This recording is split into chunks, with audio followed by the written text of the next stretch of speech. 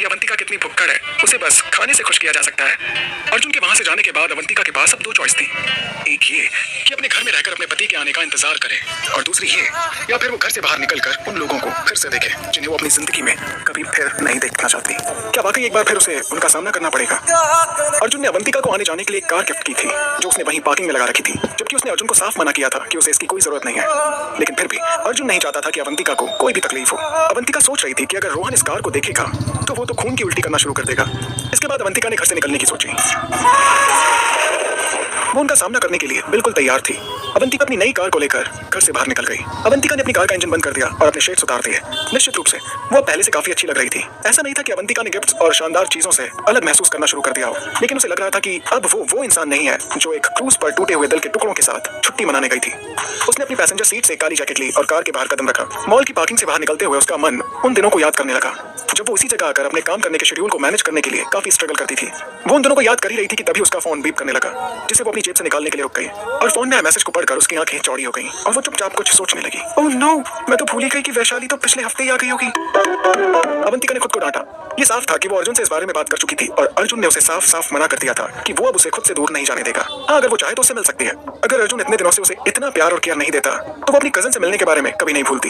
अभी अवंतिका के पास काफी समय था और वो वास्तव में उन बदसूरत चेहरों को देखकर अपना दिन बर्बाद नहीं करना चाहती थी। और अभी के लिए उसने सोचा कि वो वैशाली के गुस्से को ही शांत कर ले, और इसलिए उसने सोचा कि अभी फिलहाल वो वैशाली से मिले ताकि वो उसके गुस्से को शांत कर सके। अवंतिका ने जल्दी से अपनी कजन को मैसेज किया और उसे फल की बीट्स कैफे में मिलने के लिए बुला दिया, जहां वो आमतौर पर जाती थी। अवंतिका कैफे के अंदर गई। उसने अपने फोन पर मैसेज को चेक किया और वैशाली को ढूंढने लगी। उसने कोने में घूमने के बाद अपनी कजन को बैठे हुए पाया। अवंतिका, यहाँ। अवंतिका ने उसकी ओर देखा और मुस्कुराकर उसकी तरफ पड़ गई। अरे अवंतिका, तुम पिछले हफ्ते से कहाँ हो? तुमने मुझे कितना इंतजार करवाया और तुमने मेरी एक भी कॉल पिक तक नहीं की। जैसे अवंतिका खाली सीट पर बैठी, वैशाली ने उससे शिकायतें करना शुरू कर दिया। ओह सॉरी वैशाली, मैं सच में बहुत बिजी थी। मैं पूरी तरह से भूल गई थी कि मुझे तुमसे मिलना भी था। अवंतिका ने अपनी कजन की चकाचौंध पर ध्यान दिया और अचानक देखा वैशाली की ड्रेस और उसका चेहरा देखकर अवंतिका को काफी हैरानी हो रही थी कि उसमें वो सब चीजें क्यों नहीं है जो कि उसे उसकी कजन की तरह सुंदर बनाए। वो हमेशा सिंपल और बहुत बोरिंग महसूस करती थी। अवंतिका को सजने संवरने का भी इतना शौक नहीं था। उसे सादे कपड़े पहनना ही काफी अच्छा लगता था। उसे अपने लिए कपड़े ढूंढने में काफी मेहनत करनी पड़ती थी और यही कारण था कि वो हमेशा शर्ट और जीन्स को पसंद करती थी।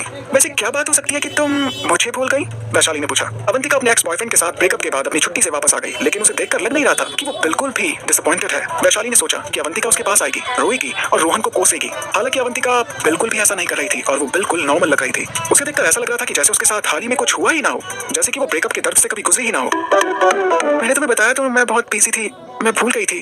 तुम और बिजी? मुझे बहुत ज्यादा शक है तुम पर कि तुम बिजी थी। अवंतिका, झूठ बोलना बंद करो, वैशाली ने जवाब दिया। जबकि वो और अवंतिका एक साथ बड़े नहीं हुए थे, वो अपनी कजन को बहुत अच्छे से जानती थी। अवंतिका को सिंपल रहना पसंद था, लेकिन वो वैसी नहीं थी जो अपनी अपॉइंटमेंट्स और मीटिंग को भूल जाए। अवंतिका अपनी लाइफ में काफी पंक्चुअल थी। अवंतिका, एक बात बताओ, क्या तुम्हारा सच में रोहन से ब्रेकअप हुआ है? अवंतिका ने वैशाली से बात शुरू करने से पहले अपनी पसंदीदा ओरो मिल्क चाय का एक बड़ा सा कप ऑर्डर किया। हाँ, मेरा उसके साथ ब्रेकअप हो गया है, उसने कहा। मैंने उसे राधिका के साथ एक बेड पर फिजिकल रिलेशन बनाते हुए देखा था, अवंतिका ने कहा। ओह, वैशाली ने कहा, लेकिन तुम्हें देखकर ऐसा लग नहीं रहा है कि तुम्हारा दिल टूटा हो? वैशाली की इस बात पर अवंतिका मुस्कुरा दी और तभी वेटर ने उनकी टेबल पर आकर दो कॉफी रख दी।